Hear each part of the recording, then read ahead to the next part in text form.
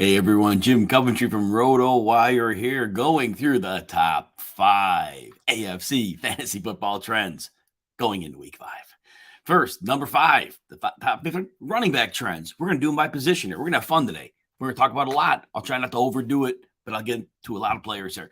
Clyde-Edwards-Helaire. So he had 12 touches, 42% of the snaps in week 2, and then week 56% of the snaps and 21 touches versus Green Bay last week. So he's seen a little bit of a jump in snap share, which is good. What's unsustainable? His touchdown rate. 5 touchdowns on 54 touches. Now, they're getting the ball in the red zone a lot, and maybe they're going to use him a lot there, which is entirely possible. And they're using him creatively. Now, there was one gimmicky play where Mahomes just kind of flipped it out and got a touchdown, which was not an intentional play. But that said, he's on the field in the red zone. That's important. They have a lot of ways to get the ball in. But in the past, when he's tried to run the ball in, he's had trouble with that. But they've been using him differently. So that said, though, right now, we kind of hope that the usage continues. But the snap share, Bob, all right. Thank you, man. Appreciate it. Thumbs up. I appreciate that. That means a lot to me. So Edwards-Helaire, I just don't think the touchdown volume will stay there. But I think the offense has figured out how to use him well. And getting him involved in the receiving game is important as well. Now, the touch count he had in Tampa Bay was way abnormal for him. If you're a player that rosters him and you've been nervous about him, you could go sell high. I'd probably tend to keep him because I think nonetheless, the running backs have been sketchy this year. And at least we know, even though he was getting 40% of the snaps before last week, I think it's reasonable enough to think that the way they're using him will be fine. Now, Derrick Henry, the receiving work. So last year, we know he played half a season and he broke his foot. But one thing that may have gone under the radar was he had like 18 catches. Well, I think his career high was 19. So he was on pace to almost double his receiving output. And it wasn't a big number, but it was significant. That last 2 weeks, 11 targets, 5 for 58 on 6 targets 2 weeks ago, and 3 for 33 on 5 targets. Now, Derrick Henry, if you saw the box score, you thought he had a great game. First half, he had like 99 yards. And then Tennessee really buckled down on defense. And they're a good run defense. And they just figured out what they weren't doing. And they did stuff Henry. But Henry had already gotten in the end zone. And Henry ends up with a really good fantasy day. And we're not complaining about it. Because if this receiving usage continues, he doesn't have to have the gaudy 180 yards and 2 touchdowns. Those receiving numbers are going to make him better than he actually is from a fantasy perspective. So that's a great bonus that fantasy managers were not expecting. Definitely not 11 targets, 2 games, or 8 catches. I think he's going to be involved in the passing game. I think they don't have a lot of answers. Their offensive line is really in shambles right now. And I think it's just about getting Henry the ball however they can. And they realize that's just the way to do it. And with Treylon Burks suffering a turf toe, he's going to miss some time. If it's substantial time, I think it's even all the more reason to get the ball to Henry. Now, Breece Hall is the next running back trend. His snap share in the last 3 games, he went from 27 to 51 to 66. His touches went from 8 to 14 to 19. On the other hand, Michael Carter, obviously the player who would lose work, 61% down to 49, 44. So here's what we learned. And his snaps, his touches have stayed pretty static. Carter's been 12, 12, and 11. So it's that Breece Hall has gotten more snap share and he's increased his touches. Carter's seen less snaps, but maintain his touches. So they're making it a point to get Carter the ball when he's on the field a little bit more. Both of these players are going to be relevant. This is a team that's going to be a high volume offense because they're going to trail a lot. They're going to have to do things, and their offensive pass blocking is not good. They're in the bottom of the league. And so getting the ball out into their hands, whether it's in a screen game or whether it's trying to get them, some runs too, that's going to be something interesting here. So what we'll talk about is the idea that, and I'll get to questions in a little bit, but Michael Carter is still flex worthy. But Breece Hall, right now, he's looking at least RB2-ish, and he could be more upside. So this is, keep an eye on this. But Breece Hall is definitely on the come, and you probably can play him in DFS now, well, before his salary adjusts. J.K. Dobbins, 43% snap share his first game, 50 in the second game. Terrible weather in that last game. But we like the way he was used early before the rain was really horrendous, and he got in the end zone a couple of times. He's been targeted 6 times in 2 games. So in those 2 games, that is a very solid development because we were worried that he wouldn't get many snaps. Let's do one more running back trend. Raheem Mostert. So he has gone from a snap share of 55 and 56% to 72 last week. So he is clearly earning separation from Chase Edmonds. They're both being used in the red zone. Edmonds has been who scored. Mostert hasn't, but Mostert's seeing work there as well. So it's possible that works out for him. Now his yardage in the last week for Mostert, 79, 11, and 81. He's not the home run threat he was a few years ago. Still a good player. But I think nonetheless, we've got a good opportunity for Raheem Mostert to be valuable for him. But look, he's a player that eventually they're going to feed him this heavily. His career has proven he's not going to stay upright long. 138, I believe, is the highest amount of carries he's had in a season. And so that usage has not proven to be something Mostert can do. And over 30 years old now, hard to see that happens. All right. Number 4, tight end trends. So Darren Waller. Hunter Renfro's been out the last 2 games. Thought that'd be a boost in the middle of the field. Not so much for Waller. 3 catches for 22 yards and 3 catches for 24 yards, 5 targets in each. Whatever Josh McDaniels is doing there, he does not seem to want to use Darren Waller regularly. And it's not like he's not wanting to use the tight ends, because when Foster Moreau played a couple weeks ago, and Moreau missed week 4. In the prior 2 games, he had 9 targets. So Moreau is seeing similar target share to Darren Waller. That is, Josh McDaniels has been just interesting. And I'm very concerned about the way he's utilizing his personnel, because even Devontae Adams, who's getting targets, they're not creative looks. It's like he's not leaning into his talent. Pat Freiermuth, I want to point out that he had 2 similar halves with Mitch Trubisky and Kenny Pickett last week. He had 4 for 49 with Trubisky in the first half, a 3 for 36 with Pickett in the second half. So that very, very small sample size bodes well for Pat Freiermuth, that Mitch was throwing on the ball, but it looks like Pickett's going to throw on the ball well too. So that looks like it could be a nice opportunity for Freiermuth to maintain strong fantasy value. Dawson Knox, look, 41 yards or less in his last 3. He blocks a little too often. He's not running enough routes. And when they're in the red zone, they're not like last year really looking his way a lot. So it's a little bit problematic for Dawson Knox. A little bit concerned about that. All right, next one. Look, Albert Okwuegbunam, if you didn't drop him, you need to. His snaps were down to 2% last week, 53%, then 32, then 2. He is phased out of the offense, and that's with Greg Dulcich still in the IR, and he's going to be back soon. Eric Saubert seeing more work than Albert O. And so Albert O in last 3 games, 1 catch for 12 yards. So again, love the talent. Whatever the coaching staff's doing, they don't like him. There is integration in the offense. So again, I don't see any sign of that recovering, and certainly the weeks it would take if it was going to, he'll hurt your fantasy team in the meantime. Gerald Everett, 6 targets or more in his last 3 games. The only dud he's had all year is a 2 for 25, and a tight end, you take a 2 for 25 as a down game. Everett's the middle of the field, and that's where Justin Herbert throws. And, and Keenan Allen's coming back, but I still think Everett's going to be part of that game because Everett at least stretches the seam, whereas Mike Williams, the outside receiver, he'll occasionally go downfield, and Keenan Allen, short middle of the field. Everett's going to have a role in this offense. We saw that there were times when Jared Cook was doing well, and at this stage, Jared Cook was in his upper 30s. Everett's more explosive than Cook was by far at Cook's upper 30 age. So, yeah, he'll have something going. All right, number 3, tight end trends. I went over tight ends. Let's go to wide receiver trends. I repeat myself. George Pickens. So, first half of action last week, 2 catches for 31 yards with Mitch Trubisky, 4 targets if I didn't say that. Second half, same amount of targets to Kenny Pickett, 4 for 71. So what we saw with Pickett, now understand, no game planning for Pickett, comes in the middle of a game.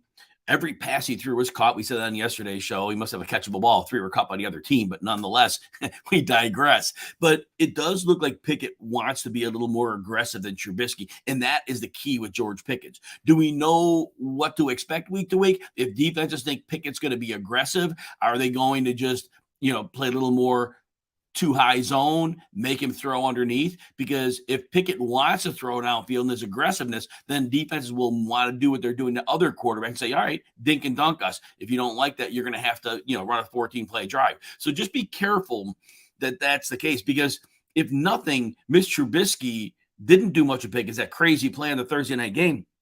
Defenses were packing it in because they weren't worried about him. T. Higgins, ever steady, 71-plus yards and a touchdown in 3 straight games.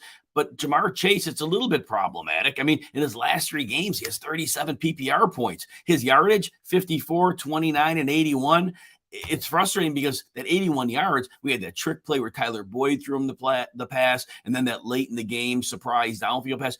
I mean, it's not been 3 good weeks, and he hasn't scored. The 2 high safeties on Chase, they're keeping Joe Burrow from throwing deep downfield with much frequency. When he is, they're throwing in a double coverage, and it's not often working out, and the blocking has been a problem. But T. Higgins commands the middle of the field. So to me, T. Higgins is going to have a very, very solid floor. Will Chase have big games? At some point, of course he will. And when they read single coverage on the, with single high safety, they'll attack that regularly. But I'm a little concerned at Jamar Chase, and he's going to have factors that are going to keep him from reaching his maximum potential. Who else? Nico Collins. Nico Collins is moving a bit. He is seen a snapshot. He was about 2/3, and he went to 79 last week. Now his targets, they're stabilized 9, 4, and 5. But his yardage, 58, 41, 82. It's starting to be the point now where they're trailing. He's seeing passes. I think that they're getting comfort in throwing to him. And so I think that Nico Collins is going to stabilize as a wide receiver 3, because they're going to have to throw. And again, just that being that number 2 target, he's separating from the pack there. So I think it's very good. Amari Cooper, 2 very low target and low volume games in week 1 and week 4, 2 high volume, 2 high target games in week 2 and 3. We saw in the 2 games where Cooper didn't do much, we saw that we got opportunity for Donovan Peoples-Jones. So after 4 games, now we're in this idea where week to week, we're not quite sure what to get from them. If you have Cooper, you're starting him, but you realize when they go away from him, there's significant downside. Rashad Bateman apparently suffered a mid-foot injury. We don't know how serious it's going to be, if it's going to limit him, if it's going to put him down for a while, but that's a little bit problematic. But his targets, 7, 4, and 6, but he's only catching about half of those targets. So he's caught 4, 2, and 3 passes. Now, he's had a couple explosive plays to get his yardage up, but it's problematic that it's about a 50% catch rate over the last 3 games, and we need better than that in a low-volume passing attack. Like I said, if you get the big play out of Bateman, he cashes in for you. But right now, just kind of temper your expectations. Aside from the crazy rain game last week, it really seems to be all about Mark Andrews most weeks of the passing game. But Rashad Bateman is a great player, but we'll see what happens there. All right, let's go next one.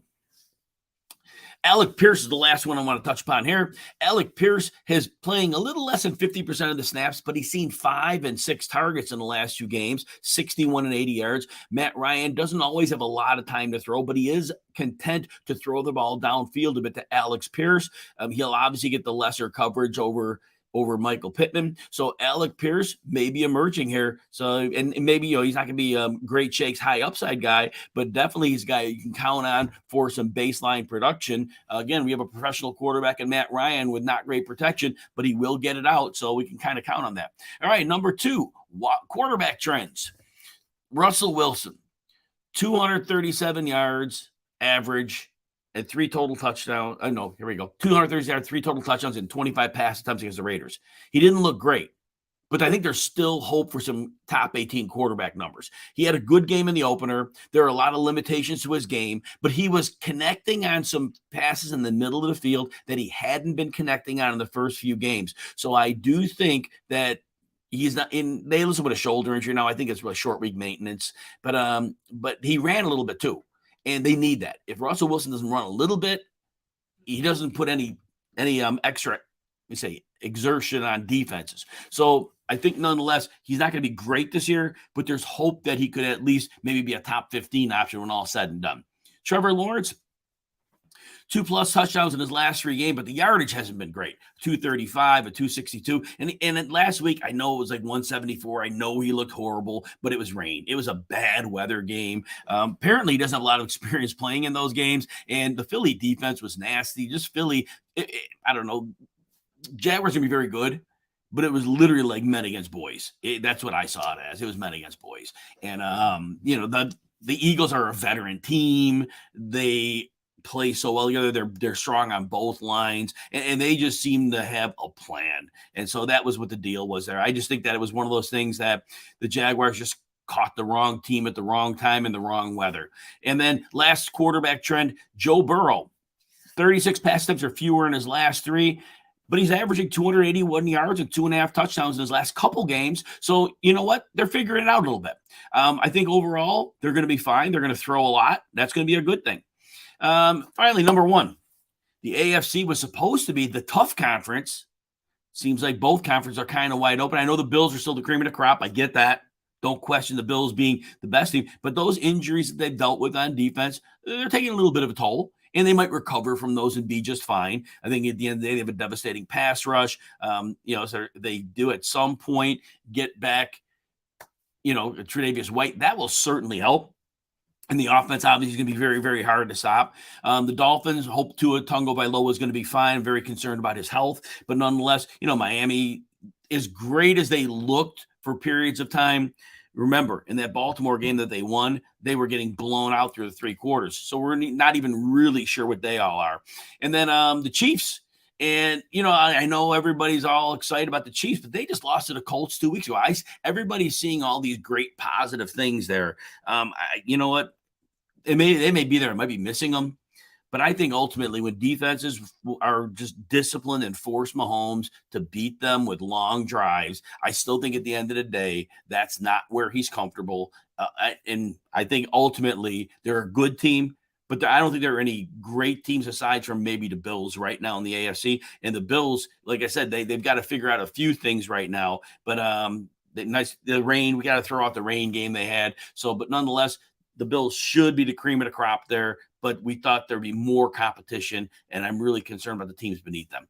All right, before I get to questions, if you're watching on YouTube, please smash the like and subscribe buttons. Appreciate you. If you like our content, go to our rotowire.com/try for 2 days free behind the paywall. Just need an email address. Don't need a credit card. All right, let's take some questions here. See what we got here in the hopper for today. I think a lot of these good people bantering back and forth. So good. I said we had Bob in the house. Excited that you're here. Appreciate the thumbs up. And so, look, Latavius Murray, he looked decent in Sunday's game. Now, he knows the Saints system. He played there and did well. But don't forget last year, he was with Baltimore, and basically he got run out. I mean, he was not good and not explosive at all. Fresh legs, great. I don't have much of a good feeling for Latavius Murray. But again, him having known that New Orleans system, and he was a changeup. If you watch football games, you see sometimes when a guy comes in as the second running back, if he's different than the first running back, you see a difference. You see a boost in production. It goes back to when Arian Foster was running, and and like, man, I don't know why I just had the backup's name, and he was always a hot pickup in fantasy, and he never did it for his first season. But now I lost his name. But anyway, he'd come in, and he'd look like dynamite, and then he got the lead job, and not so much. Latavius Murray's an old back that's had his best, and I love Latavius Murray. I was a truther for him late. Mike Boone is an excellent running back, but he hasn't had work in 3 years. Why? Well, he was behind Dalvin Cook and Alexander Mattison. Denver excitedly signed him in free agency and brought him over. And then they signed Javonte Williams. Melvin Gordon got signed as well. Melvin Gordon was, going to be the bigger, type back in there. But when they signed Javonte, they couldn't pass on Javonte. And so Mike Boone has just been in bad circumstances for a few years. So I do think a lot of Mike Boone. I think he's an excellent running back. And I do think that hopefully the Broncos get back Quinn Miners, their center this week. He missed last week. He's on a phenomenal run blocker, and he will certainly help there. Now, Boone's hands of stone, I want to say he's caught 22 of 27 targets in his career. I know they're short passes with the high catch rate, but I don't remember seeing any reason to think that Boone was not a good receiver. I projected him to be a decent receiver, but maybe there's something I missed. But he hadn't played a lot. I mean, that's the one thing. He hasn't really played in 3 years. So there's that. And I know he had that one debacle in the Monday night game when he lost a lot of people fantasy games when they used him. But next week he came roaring back with big yardage. But maybe just bad. Everybody's bad game every once in a while, right? Especially if you don't play much. All right. Taylor don't play. So, yeah. So right now they're hoping to get Taylor, apparently, but I'd be surprised if he played, right? So, yeah, Philip Lindsay had worked with them during camp. So you think he gets a leg up because he at least ran reps with the offense. They don't want to use Nyheim Hines a ton, but I do think Nyheim Hines for a week, if it's a short-term injury, it's just sounding more and more like now. I think they'd be very fine using Nyheim's in a heavier workload for 1 week. That offensive line is trash right now, believe that or not. So here's what's happened. They have 3 good linemen, right? But they have 2 guys who don't belong on the line. And teams are running stunts against them. And they have no clue how to handle the stunts. Quentin Nelson, they're struggling with stunts. And teams already see this. And so now what was a line where we thought it would be at least fine with 3 good blockers left, communication is not good. They are not getting any pop in the run game. And it's a mess. It is a mess right now. And I am very concerned about the Colts. Now, somehow Matt Ryan's put up fantasy digits, but he's under a lot of duress and taking a lot of hits. Not good. Pickett ruined your oh my gosh, did he ever? 2 touchdowns. I'm sure Najee wasn't happy with him. It's like, man, what's this dude taking my touchdowns for? Quarterback coming in excited. Get your playmakers the ball, man. Get them happy, and then they make your life better. Najee may not throw a pass block for him at some point. I'm not saying that Najee is a nice man. He wouldn't do that. But take away your touchdowns. You never know, right? Just a joke. All right.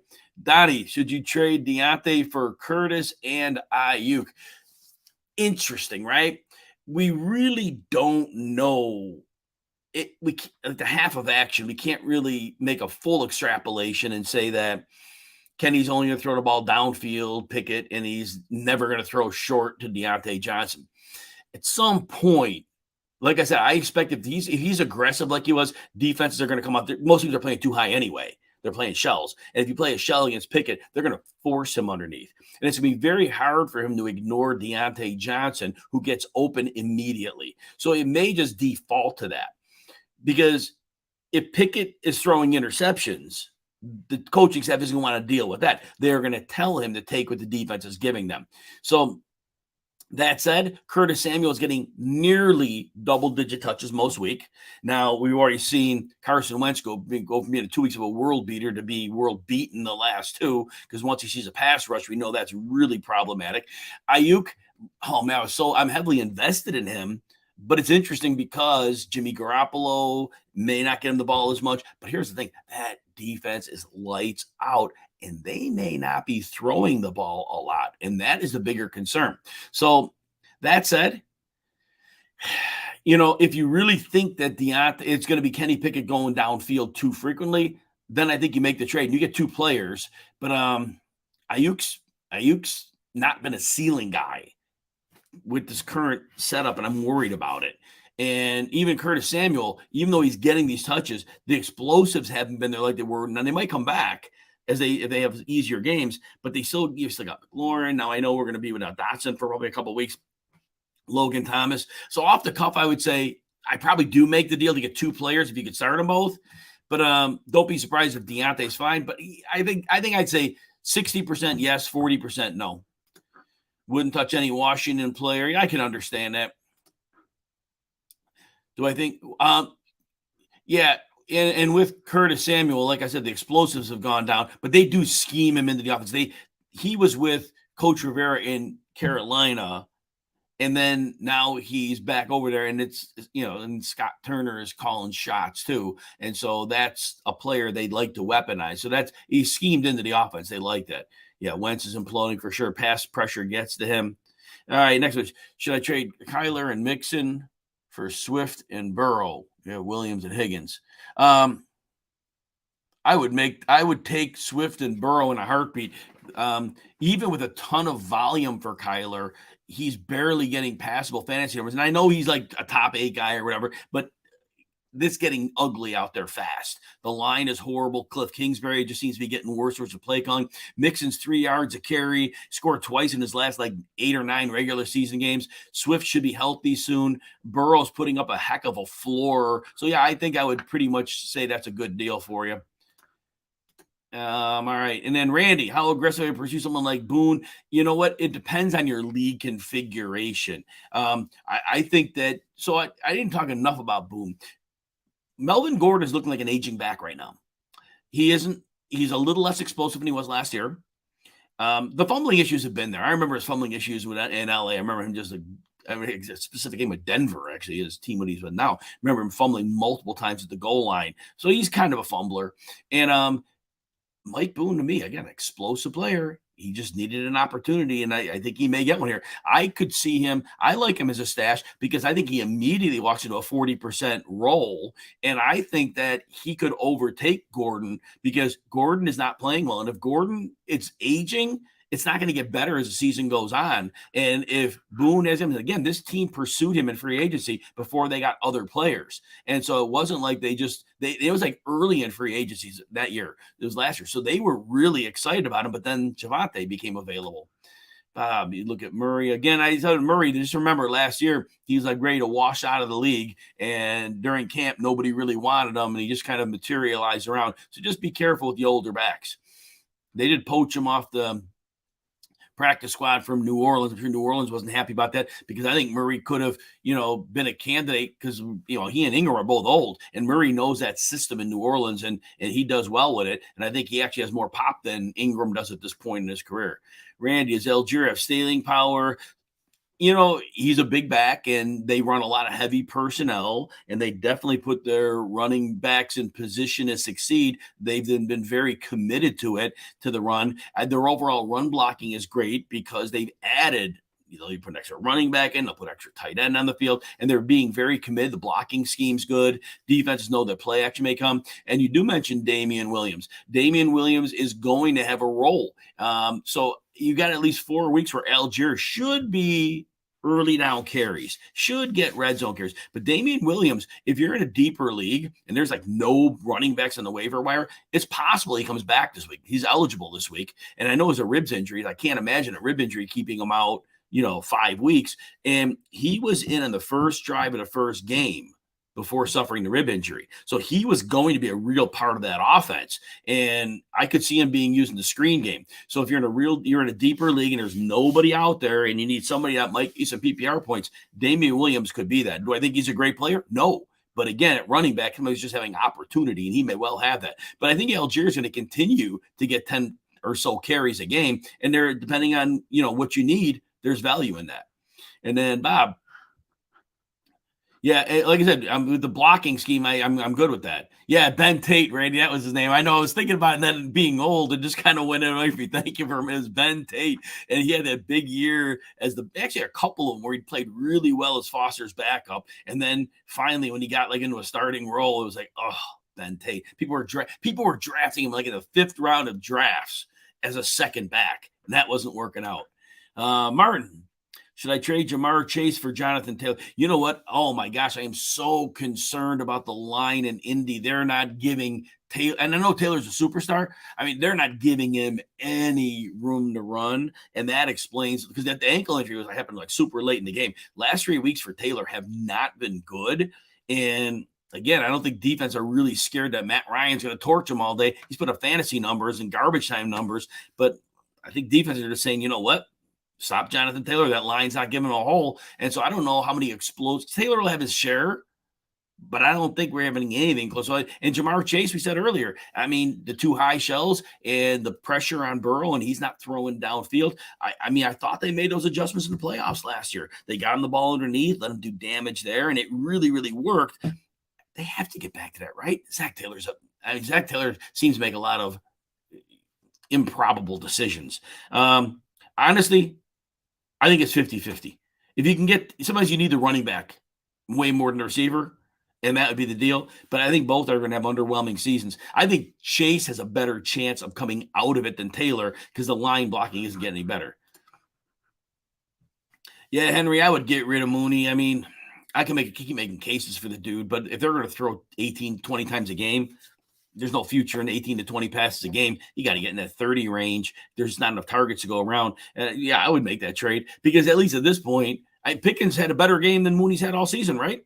Last Sunday. So he's already had a better game than him. And, talent-wise, I mean, I love Mooney. I think he's totally outkicked his coverage for his draft capital. But Pickens is a potential superstar. And, yeah, I would make that trade. Martin, yep. And then Randy, Sunday, indicative of Rondale Moore's. So it's an interesting call with Rondale Moore. So in week 1 and 2 last year, they used him really, really well, and he had big numbers and was excellent. And then all of a sudden, Kingsbury started using him in this little screen game, and it wasn't really getting the ball creatively into space. Imagine that, Cliff Kingsbury not doing that well. And then he had talked in an interview saying how they needed to get the ball to him better. And they knew how to use him. They said they went away from it. And he recognized that what they did in the first 2 weeks wasn't what they did the rest of the season. So it sounded like they had the role set. And then Greg Dortch takes on the role that Rondale Moore had. And Greg Dortch is getting the ball in good spots. And then Rondale Moore comes in, has 3 catches for 11 yards. Now, it was his first game back from a hamstring injury. But the writing's been on the wall, right? That's what he was late last season. Is that what he is now? It's possible. I still think I've got to give this one a chance. I think he should be on a roster. But if he doesn't do something next week, if he doesn't do something in this week 5, I immediately dump him. But if he does something, yeah, you could potentially have a heavy hitter there because DeAndre Hopkins is coming back in week 7, and that creates even more space for Rondale Moore. Power Lift USA, yep. No, I think you got to – if you can sell on Jonathan Taylor, I think you do. Because, again, that line is just not giving him anything, and defenses aren't worried about the pass game, and no Alex Pierce doing anything, but nobody said Alex Pierce is going to kill us, right? So, yeah, there. 10-team PPR. Okay, I don't see a question with that, so we'll just move on. I don't see a question there, okay. And should I trade Fournette for Mixon? I say no. They're both getting used in the passing game. And the Chiefs have been a really, really, really good defense. Fournette's going to have elite usage. And as those receivers get healthy, defenses have to worry about them in the passing game. And so that's going to open up more room for Fournette. Mixon is literally 3 yards a carry. And his season is average under. He doesn't get over 3 yards a carry in his games. He is just, his vision isn't what it was. He's not hitting the hole with the authority he had. Volume is there. PPR points are there. But at some point, he's not going to get all those targets. It's just they're going to start getting the ball more to Jamar Chase. They're going to figure out, wait a minute, we're throwing it to Mixon. We could throw a short pass to Jamar Chase, and they're going to figure that out. I know Zach Taylor don't give a ton of credit. He's going to figure that one out. I keep Fournette right now. To replace Javonte, you traded Carr, Pearson, McLaurin for James Robinson. Yeah, giving up receiver depth is always fine when you need a running back. And James Robinson has shown very, very good usage. So, yeah, I think you definitely you trade what you have in quarterbacks. Who cares, right? You always trade a quarterback. Give the quarterback, that's nothing. You already got Justin Herbert, so you're fine there. The 1 week he's on a bye, you stream somebody. And, yeah, absolutely. McLaurin's not having a great season. Yeah, to get a starting running back, yeah, absolutely, you make that deal. Chase, McCole Hardman a drop now? Yeah, I think so. I think last year it was funny when he was like kind of relegated out of a role by Byron Pringle. His snap share, all of a sudden Pringle, and I know they were playing a little bit different roles, but it was really one at the expense of the other. And Hardman just hasn't shown enough consistently. And I know he said he had a heel injury, but he's not on the injury report. Yeah, I just think that he's just not going to be a thing. So, and then it looks like our last one here, Randy. Is Wanda worth aggressively adding? He's worth adding. We never know how they'll come up, but a lot of these first-round guys are playing really well. And if he could do what they drafted him to do, which is get open quickly, that's what they want the offense to be. Now, it looks like their offense looks like a disaster right now, but maybe not. I think if you have roster space, again, this is one of those guys. If you're gonna roster him, though, I think you got to give him 3 weeks. So if you are going to roster him, it's with the intention.